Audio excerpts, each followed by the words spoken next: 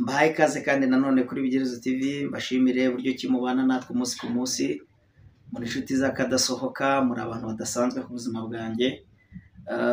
Nifuje kubashimira cyane, by'umwihariko ndashimira abantu bagiye bandika komanteri, ndashimira umuntu ufata umwanya we agafata isaha ebyiri akumva ikiganiro, buri cyigisho cyose sizeho akacyumva. Yesu aguha umugisha kandi Imana ikomeze kugirire neza, cyane ko buriya iyo ukoze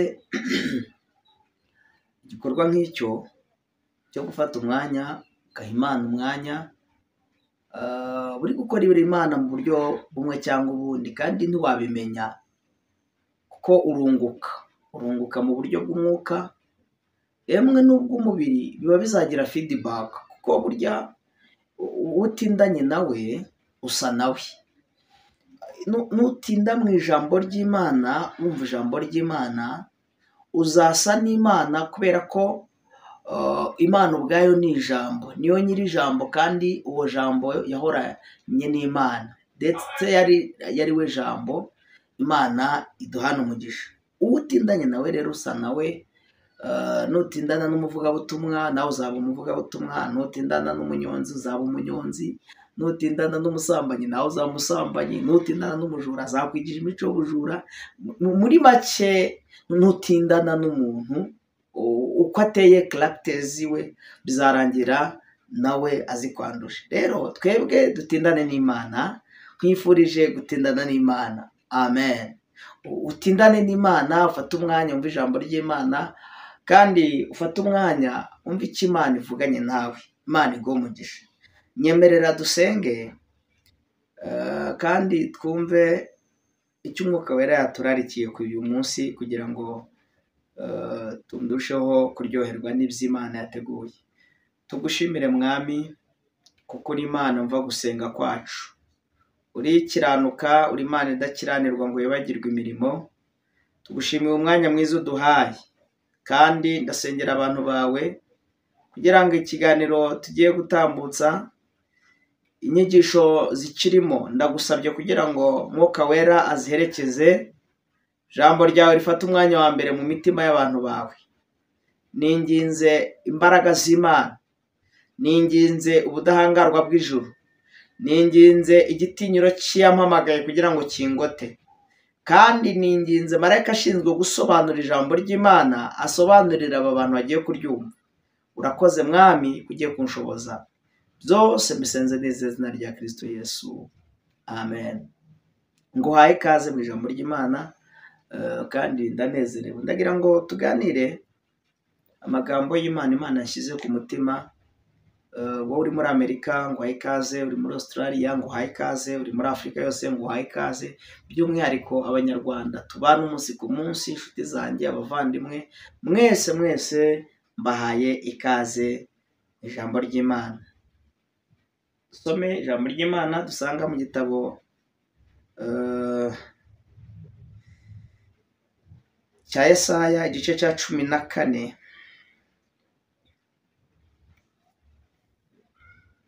umurongo waho wa 6, hanyuma turaza kugeza ku murongo wa 12. Yesaya igice cya 14, umurongo waho wa 6. Bibiliya ivuze iki? Bibiliya avuze ngo Imana iburira Mowabu ko izahanirwa ubwibone n'uburakari. Imana iburira Mowabu ko izahanirwa ubwibone n'uburakari. Twumvise ubwibone bwa Mowabu ko yibona cyane, twumvise n'agasuzuguro ke n'ubwibone bwe n'uburakari bwe, ariko kwirarira kwe ni ukubusa. Nicyo kizatuma ab'i Mowabu bazaborogera Mowabu. Umuntu wese azaboroga muzarizwa n'amatongo yikiriye Hasereti, mwihebye rwose, kuko imirima y'i Shiboni irabye n'uruzabibu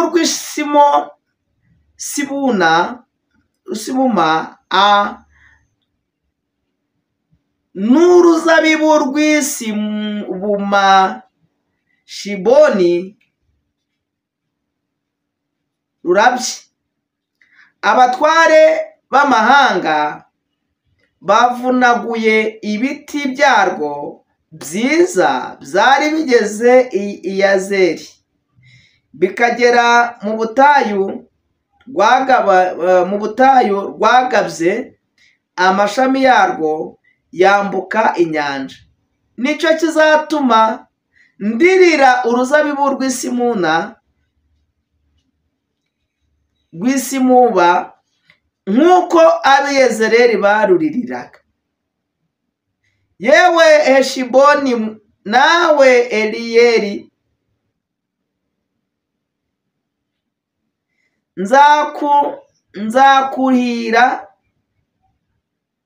nzakuhira amarira yanjye, kuko ku mbuto zawe zo mu cyi no mu isarura ryawe hazaba induru z'intambara. Ibyishimo n'umunezero bikuwe mu mirima yera cyane, no mu nzabibu ntihazaba indirimbo cyangwa urusaku rw'ibyishimo. Yababa we, nta mwenzi uzegera vino mu muvure, abenzi mbaciye ku midiho.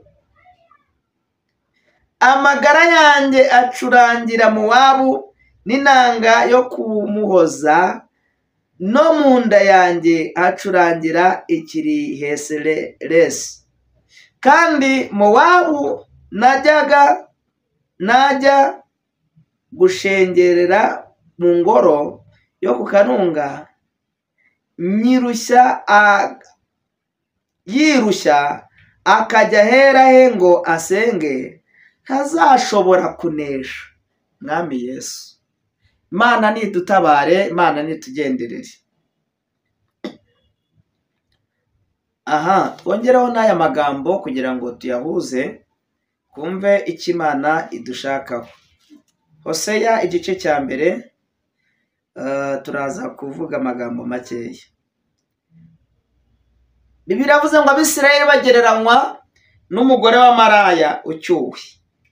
Icyo gihe Uwiteka yatangiye kuvugana na Hoseya ubwa mbere, aramubwira ati, genda ucyure umugore wa maraya ufite abana b'ibinyendaro, nk'uko iki gihugu cyakabije ubusambanyi bwo kureka Uwiteka. Nuko aragenda acyura Gomeri umukobwa wa Dimurayimu, asama inda amubyaraho umuhungu. Maze Uwiteka aramubwira ati, izina rye umwite Yezereli, kuko hasigaye igihe gito ngahora inzu ya Yehu amaraso ya Yezereli, kandi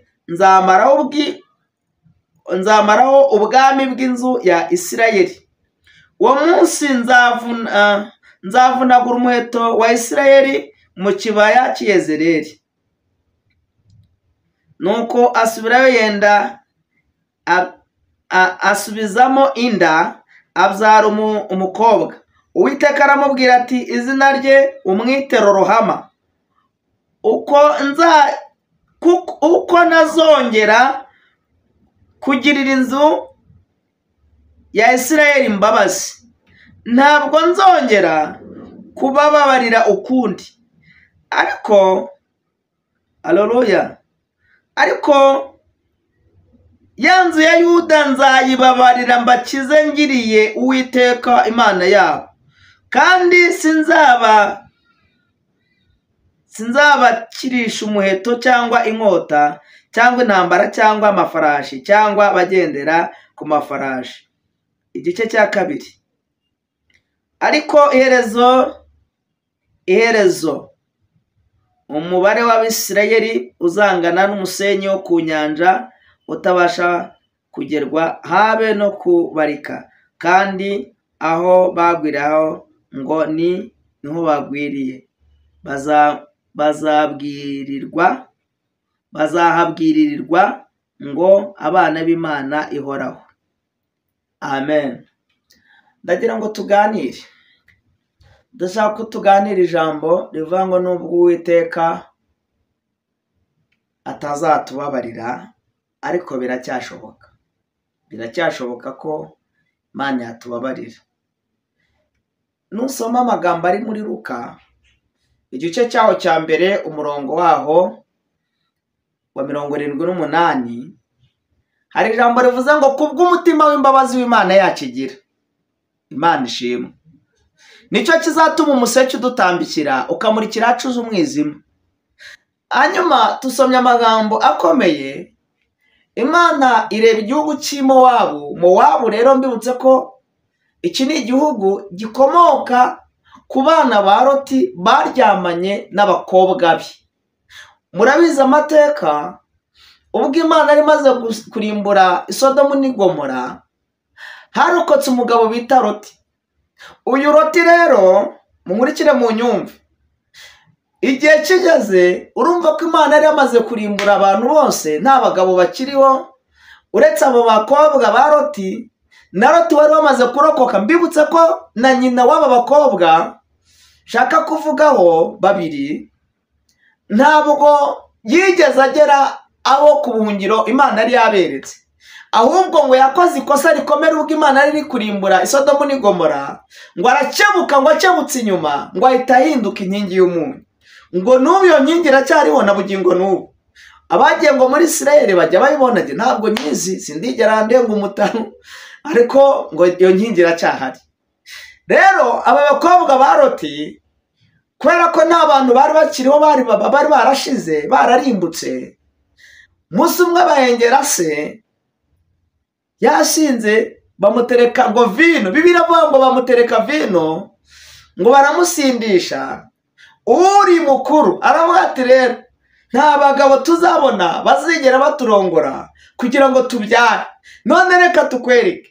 Ngo baragenda bafata se, ngo bamutereka inzoga. Nituvuga vino tubyite nk'inzoga mu Kinyarwanda, ariko Bibiliya yo ivuga ko ari vino. Bamutereka cyangwa bamunywesha inzoga. Ngo bamaze kumunywesha inzoga muze arasinda Loti. Ngo birangira baryamanye, ngo umwe amutwika inda, ngo ateye inda umukobwa we. N'undi nawe aravuga ati rero natwe ejo tuzongera, nanjye ejo nzamusindisha, nanjye narangiza ntera inda. Muzehe bose baterera inda icyarimwe. Amaze kubatera inda, uwa mbere arabyara, ngo abyara umuhungu. Haleluya, Imana ishimwe. Uyu muhungu abyaye niwe ngo waje ngo kuba ahita amwita Mowabu. Abyara undi nawe amwita Amoni. Ngo aba bana ko ari babiri nibo ba sekuru, nibo bakomoka Abamoni n'Abamowabu. None rero uyu Mowabu baturutse mu gisekuru cyangwa mu rukiryi rwa Loti. Iyi Mowabu rero hari ibintu biranga. Mowabu harangwa n'inzoga, Mowabu harangwa n'ubusambanyi, Mowabu harangwa n'ubujura. Bibiliya iravuze ngo iyi Mowabu cyari igihugu kirimo ibyaha, gikorerwamo ibyaha. Kandi nibutse abantu yuko i Mowabu haba ibyo kurya byinshi. I Mowabu haba umunezero abandi batagira, kubera yuko Yeremiya we yavuze amagambo akomeye. Igice cya 12 cya Yeremiya yaravuze ngo Uwiteka we, iyo mburanye nawe ni wowe ukiranuka. Harimo ariko nkundira ngo bazi iby'imanza zawe, kuki abakiranirwa bagubwa neza. Barabateye bashora imizi barakura, ndetse bagira n'imbuto nyinshi, ariko ngo bakureho imitima yabo. Nubwo i Mowabu hari ibiryo, nubwo hameze neza, ariko Imana ntiba i Mowabu. Imana iba muri Isirayeli, kubera ko Isirayeli ni ijambo rituruka ku rukiryi rwa Yakobo, ubwo Yakobo yaramaze gukirana na marayika. Haleluya. Ngo arangije Imana, marayika aramubaza ngo urinde. Uwitwaga Yakobo abwira marayika, aramubwira ngo ndi Yakobo, bisobanura ngo ni umuriganya. ariko ngo uko yakiranije marayika n'Imana akanesha, mbibutse ko Yakobo yari yiseguye ibuye, ko amaze kwisegura ibuye ngo iryo joro ngo aravuga ngo agira iyerekwa ngo abona urwego ruva mu ijuru rumanuka. Iryo buye rero yiseguye yagize ngo ari kubirota mu nzozi, ngo abona ari gucirana marayika we yamufasha amuha ati ntabwo nkurekura utampaye umugisha. Ngo akirana marayika kugeza mu museke, kugeza ubwo marayika ngo yafashe ku inyonga y'itako ngo acamo umutsi kugira ngo nibuze amurekure agende. Hanyuma umwana w'umuhungu Yakobo ngo yanga kumurekura, aramubwira ati ndi Yakobo umuriganya, ndabizi neza. Hanyuma uyu Yakobo ngo arangije marayika aramubwira ati uri Yakobo, witwaga Yakobo umuriganya, ariko ngo uhinduriye izina, ntabwo ukiswe Yakobo ukundi, nkwise Isirayeli. Isirayeli bisobanura ubwoko bw'Imana. Isezerano rero ry'ubu bwoko bw'Imana ryaturutse ku rukiryi rwa Yakobo. Yakobo nibo yabyaye abana 12. Imfura ya Yakobo yitwa Rubeni. Mbibutse ko Yakobo abana 12 yababyaye ku bagore 4. Umugore wa mbere yitwaga Rebeka. Haleluya. Rebeka n'umukazana we, ahubwo umugore wa mbere yitwaga Leya, umugore wa kabiri akitwa Rasheli. Hanyuma uyu Rasheli na Leya bava indimo, ni abakobwa ba Labani. Nibutse abantu yuko aba bakobwa uko ari babiri, umwe ngo Imana yari amugize ingumba itabyara, ari we Rasheli. Amen, ndafashijwe Tonesti. Hanyuma uyu yitwa Yakobo aza no gushaka abaja baba bagore. Umuja wa Rasheli yitwaga Zirupa, hanyuma umuja wa Leya yitwaga Biruha.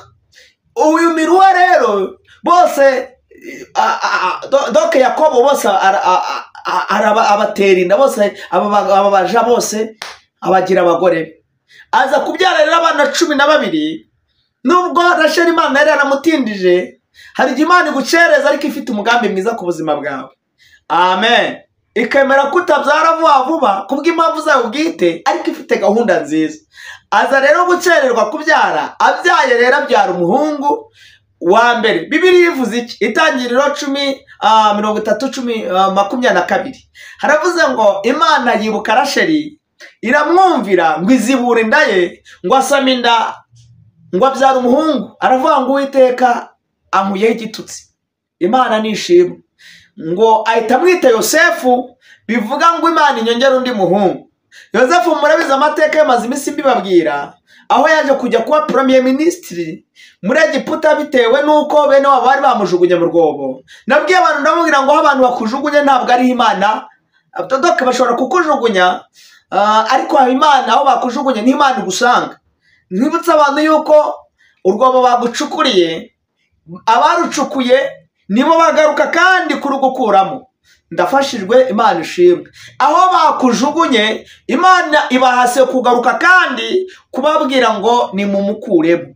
Amen, Imana nishimwe.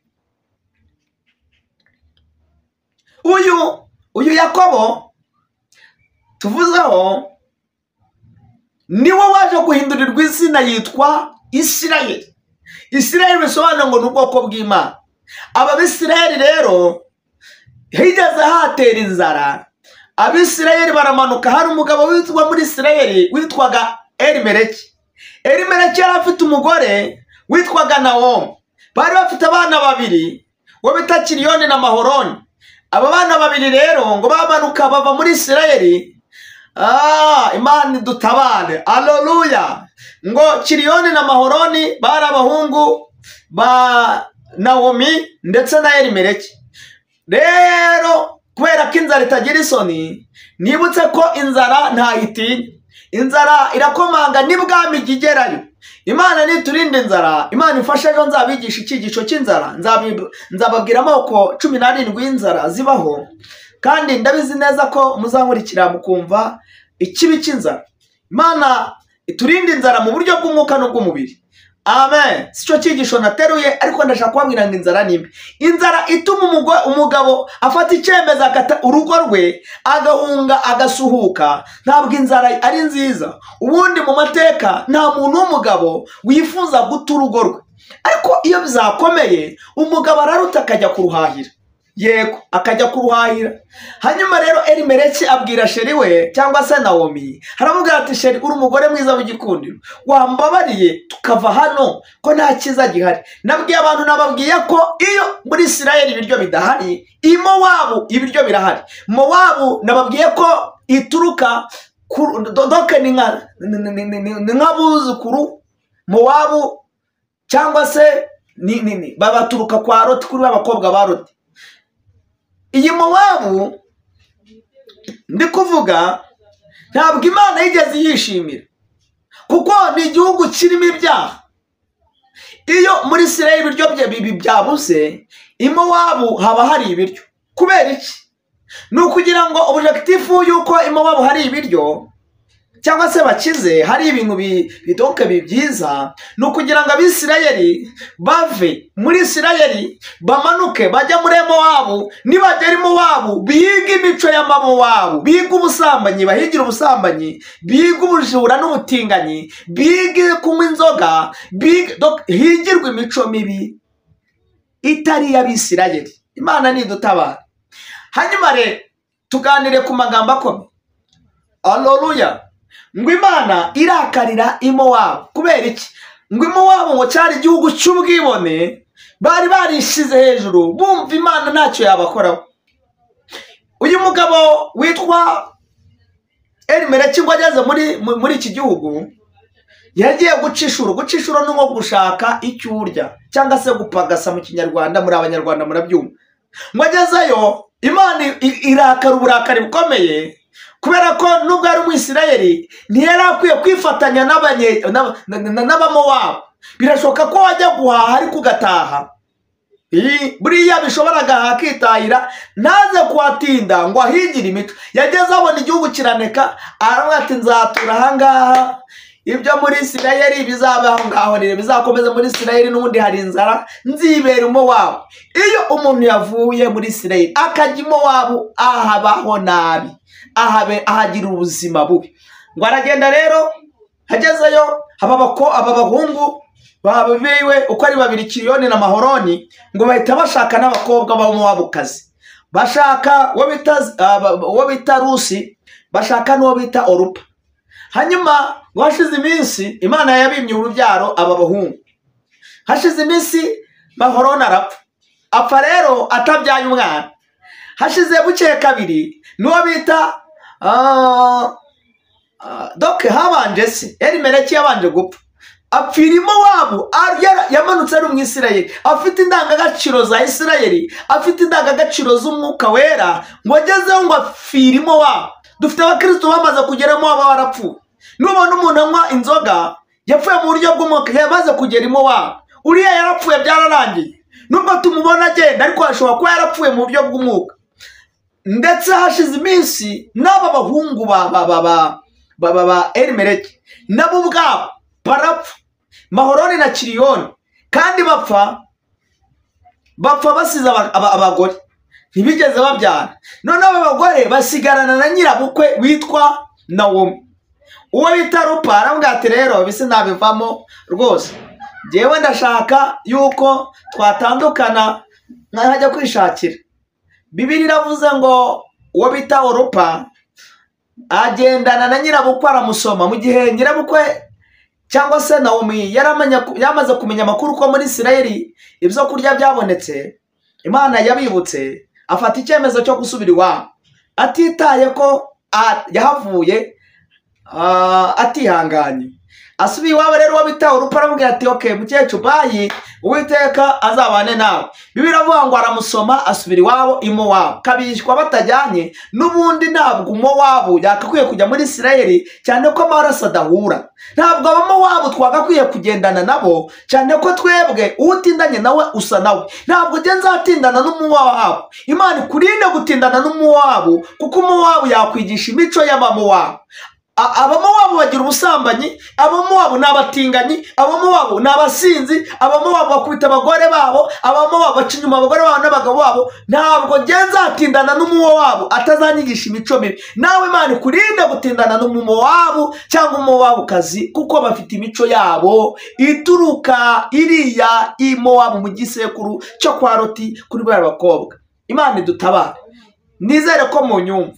Haleluya. Hanyuma rero Elimeleki ngo aza gupfa n'abahungu barapfa, ariko mukazana abakazana be umwe arabusezera nyirabukwe, hanyuma uwo bita Rusi ngo amubaho akaramata, aramubwira ngo winyinyingira kugusiga mukecuru, kuko aho uzarara niho nzarara, aho uzagwa niho nzagwa. Ndetse avuga ibintu bikomeye, aramubwira ngo mukecuru, Imana yawe, haleluya, nizaba Imana yawe, nihagira ikizantandukanya nawe mukecuru, Imana izabimore ndetse bikabije. Mukecuru avuga atoke ubwo umuharamaje tugende. Mukecuru ngo atunguka muri Isirayeli, obita Nawomi ngo agitunguka, ngo Abisirayeli bakoma amashyi baravuga ati intama rero yarazimira agarutse. Arababwira ati ntimuzongere kunyita Nawomi. Ubundi Nawomi bivuga uwo wahiriwe, ariko ngo arangije ngo aramubwira ngo mujye munyita Mara, bisobanura uwashaririwe n'Uwiteka. Aya makuru murayazi, ijambo ry'Imana sinsubiramo. Icyo nari ngendereye ni iki, nashaka kubabwira amateka y'ubu bwoko bw'Imana aho butandukaniye n'aba bamowabu twasomye. Imana rero ngo irakarira iki gihugu cy'Imowabu kubera ko ngo bari barishize hejuru, baramaze gutunga ubwibone mu mitima yabo, ngo bumva ko ari abantu bashoboye. Imana ngo kandi ndabarakariye ndetse nzanabahanira ibyaha byabo. Imana irababara bati nzabahanira ubwibone bwanyu n'ubusambanyi bwanyu. Imana nidutabara. Haleluya. Imana nidutabara. Bibiliya ivuze iki? Hoseya yavuze amagambo akomeye. Hoseya yaravuze ngo haleluya. Dusubiremo aya magambo ari muri Hoseya igice cyaho cya mbere umurongo waho wa mbere. Haravuze ngo Abisirayeli bagereranywa n'umugore wa maraya ucyuwe. Donc nubwo bagiye muri Isirayeli, plutôt bagiye Mowabu, ariko Imana irashaka kubakura muri Mowabu. Bameze nk'umugore wa maraya wataye umugabo, Imana ikabibafitiye imbabazi, ariko bo ntibabikene. Munyumve, Imana irashaka gucyura uyu Mwisirayeli wabaye indaya akamanuka. Ubundi Bibiliya ivuga ngo umugore bisobanura itorero. Umugore mu buryo bwa gihanuzi bisobanura itorero. Hanyuma iri torero rigizwe n'Abisirayeli b'ubwoko bw'Imana, ariko iki gihe turimo iri torero rya none rigereranywa n'abamaraya bamaze kumanuka bajya Mowabu. None Imana irashaka kugarura itorero nk'umugore wasambanye, nk'umugore wa maraya, ariko ngo Imana irabinginga ngo bagaruke, ntibagaruka. Imana ihita ifata icyemezo. Umva icyemezo yavuze. Haleluya.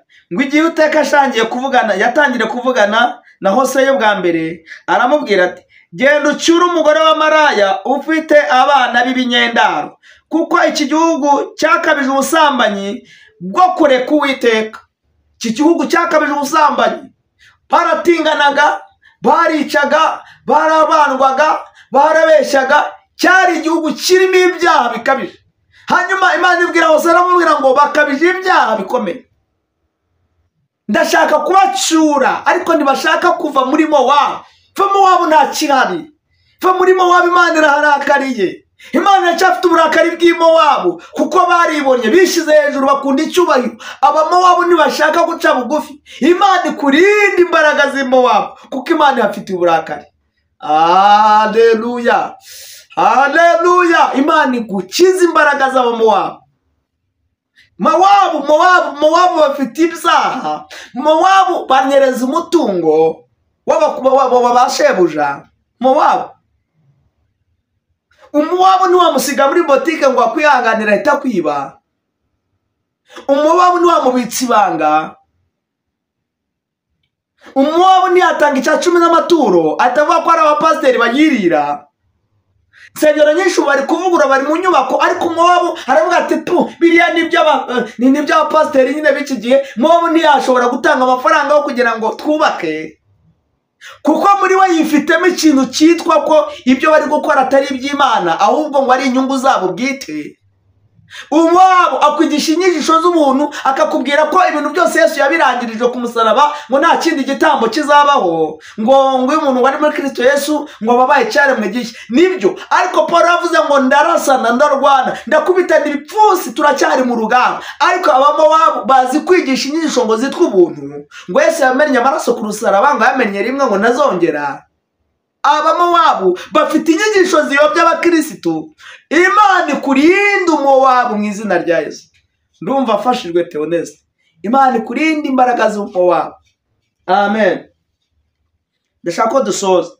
Bibiliya ivuze iki? Igitabo cy'umuhanuzi Hoseya arahanuye avuga ngo Imana iramwerekera iramubwira ngo kuko igihugu gikabije ubusambanyi bwo kureka Uwiteka, nuko aragenda acyura Gomeri. Uyu Gomeri umukobwa wa Diburayimu asama inda amubyaraho umuhungu, maze Uwiteka amubyaraho umuhungu, maze Uwiteka arambwira ati izina rye uzamwite Yezereli, kuko hasigaye igihe gito ngahora inzu ya Yehu amaraso ya Yezereli, kandi nzamaraho ubwami bw'inzu ya Isirayeli. Uwo munsi Uwiteka, uwo munsi nzavunagura umuheto wa Isirayeli mu kibaya cy'Yezereli. Imana nidutabara. Nuko asubizamo inda abyara umukobwa.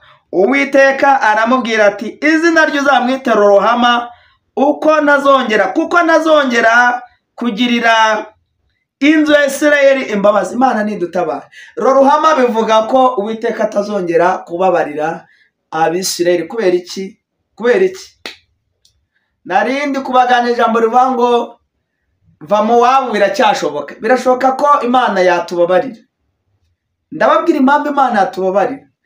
Uyu Gomeri nubwo abyaye umwana akamwita Yezereli, Imana iramubwiye, ibwira Hoseya iramubwira ngo ongera umutwike indi nda, ngo abyara ngo undi mwana. Noneho abyaye umwana ntiwakongera kubyara umuhungu witwa Yezereli, ahubwo abyara umukobwa. Uwiteka abwira Hoseya aramubwira ngo rero uzamwite Roruhama. Roruhama bivuga iki? Bivuze ko Roruhama ngo Imana ngo ntizongera kubabarira igihugu, ngo Imana ntizongera kubabarira Abisirayeli. Imana ifite uburakari, ntabwo izongera ngo kubabarira. Mbibutse ko aya magambo nawe mu gihe mu isezerano rya kera, ariko isezerano rishya, aleluya, Imana imaze gutanga amasezerano nk'aya akomeye, Imana yararakariye Abisirayeli. Haciyemo imyaka 400 nibwo Kristo yamaze kuza. Hanyuma Yesu azana umutima w'imbabazi, umugabo bita Luka. Aleluya. Narivuze ngo ibya kera Imana yari ifite uburakari, irakariye ibihugu bitandukanye, harimo iki gihugu cy'Imowabu, nguko Imana yari ifite uburakari, irakariye ubusambanyi bwari mu Bisirayeli. Imana nidutabare, yagombaga kubarimbura. Nusoma Zaburi y'103 umurongo wa 20, 103 Prito umurongo wa 23, haravuze ngo iba yabarimbuye rwose iyaba Imana itarahagurukije Mose, intore y'Imana guhagarara mu cyuho. Imana agombaga kubarimbura. Uyu Mose arashushanya Kristo. Mose yaje ari umucunguzi w'Abisirayeli muri Egiputa, ariko haje n'undi Mose wa kabiri ari we Yesu, aje no gucungura Abisirayeli. Ndafashijwe Theo. Bibiliya ivuze iki? Yesu amaze kuzuka. Igitabo cya Efeso igice cya 2, ubwo Pawulo yandikiraga Abefeso, yaravuze ngo namwe yarabazuye. Uyu Mose yaratuzuye ngo ubwo twari dupfuye ibyaha n'ibicumuro, ngo kandi urwandiko rwaturegaga yarukujeho kurubamba ku musaraba. Uyu ni Yesu wakoze ibintu by'ubutwari. Ndashimira Yesu. Aleluya. Imana nishimwe. Hashimwe Uwiteka wakoze ibintu by'ubutwari. Hashimwe Imana ishobora byose wakoze ibintu by'ubutwari. Imana ishimwe. Yego Roruhama bivuga ko yagombaga kuturimbura, ariko Imana igira imbabazi bwa kabiri. Reka nkubwire ngo wikwigirira nabi, birashoboka ko wumva ibyaha byarangiye, ariko haracyari ibyiringiro. Imana yacyadufitiye imbabazi, kandi izi mbabazi uziha agaciro. Imana ishimwe, kandi Imana iguhe umugisha wowe unyumvishije.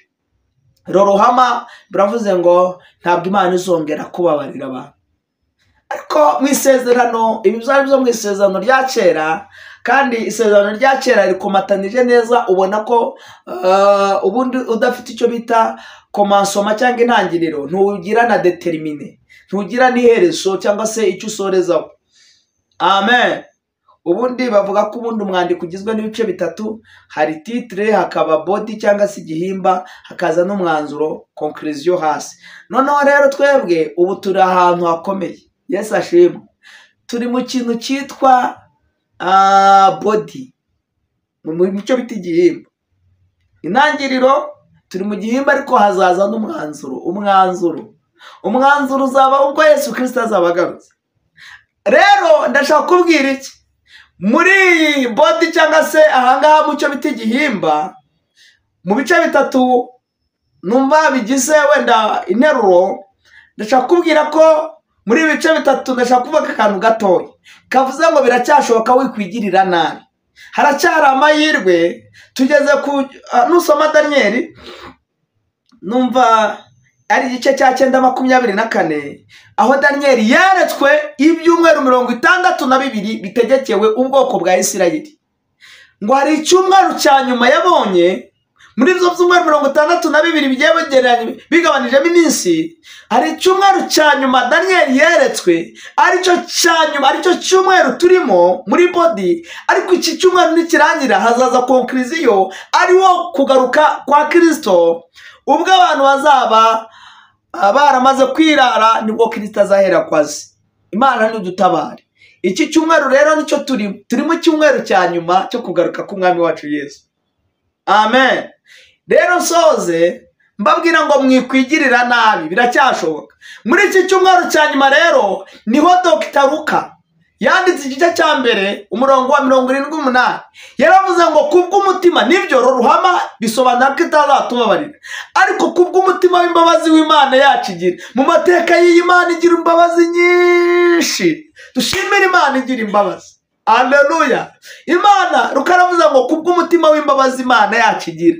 Aravuga ngo nicyo kizatuma umuseke udutambikira, ngo ukamurikira ahacuze umwijima, hahandi babamo wabo bari.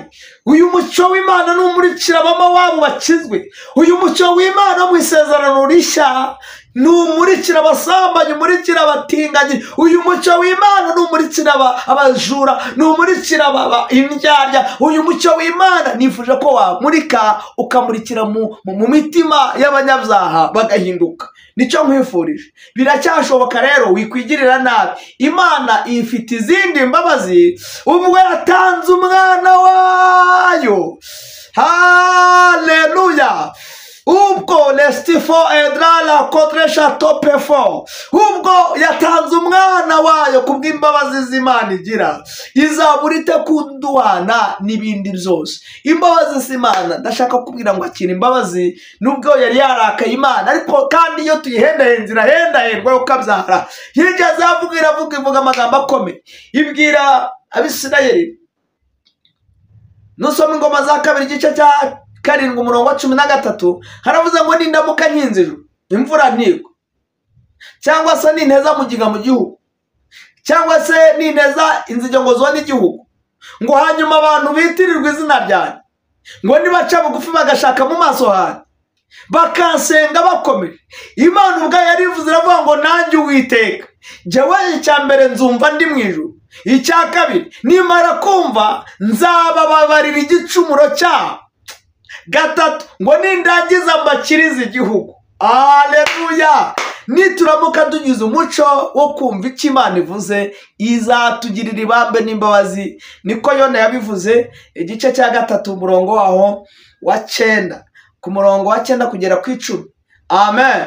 Yaravuze ngo ahari mureka duhindukire Uwiteka, ahari nta wamenya. Birashoboka ko yakwihindukiza ikigarura ikareka uburakari bw'inkazi yari ifite ikatubabarira ntiturimbuke. Ageze ku murongo wa 10 ngo Imana ibonye guca bugufi ko abantu b'Ineneve, ngo ibagirira imbabazi, ngo irigarura. Ndashaka ko dusengera Imana yigarure ntize kuturimbura, ibitugiriye ibambe n'imbabazi, nawe ugahindukire, nawe ukizwe ugarukire Uwiteka. Turagushimiye Mwami Yesu, tugushimira ijambo ryawe. Nibyo ruhama bisobanura ko utazatubabarira, ariko tubonye ko mu isezerano rishya uzanye imbabazi. Tugirira ibambe ryinshi, babarira igihugu cy'Imowabu.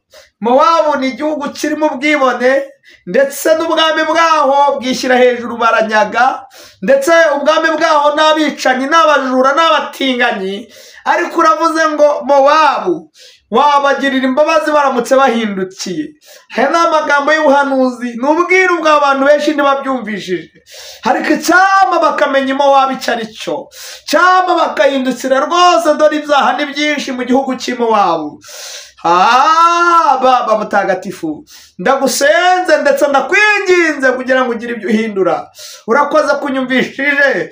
Shenitista fo lela zoke drela ndoze winidra teta koza winidrome girale kodre shatopefo netosti kodrai. Mwana we, gira icyo ukorera i Mowabu, abantu baho bakizwe, kandi ugira imbabazi mwami. Uravuze ngo kubw'umutima w'imbabazi ugira, izi mbabazi nizigera ku bantu batuye i Mowabu nabo ntibazarimbuke. Erega ntabwo wanezezwa no kubabaza abantu iteka cyangwa kubatera agahinda, kandi ntiwifuza kurimbura umwana w'umuntu waremye, uretse ko ari we yakunaniye. Ariko dukunda twese, ukunda abazungu, ukunda abirabura, twese udukunda kimwe. Uri Imana itarobanura ku butoni. Urakoze rero, tuguha icyubahiro mu mitima yacu. Ntukabure icyubahiro tungana gutya, nkurikirwa n'abantu barenga 100 cyangwa 500. Ndagushimiye ko abo bantu bose bumva ijambo ryawe ugiye kubashyiramo umutima wo guhinduka no guhindukira. Shimirwa ineza yawe, kandi gushimira ko ushoboje kuvuga ijambo ryawe mu izina rya Yesu, amen. Ndagushimiye rero, twari turi kuganira ijambo ry'Imana, kandi mwifurize ibihe byiza. Reka ngire nti ukore subscribe, share, comment na like kuri iki kiganiro, uraba umfashije ivugabutumwa. Ikindi unyemerere utere inkunga umurimo w'Imana kuri 078 75 644 Reka mvuge ngo Astra Vista. Astra Vista bisobanuye ngo see you, cyangwa se naho gutaha. Je vous aime beaucoup. I love you so much. Amen.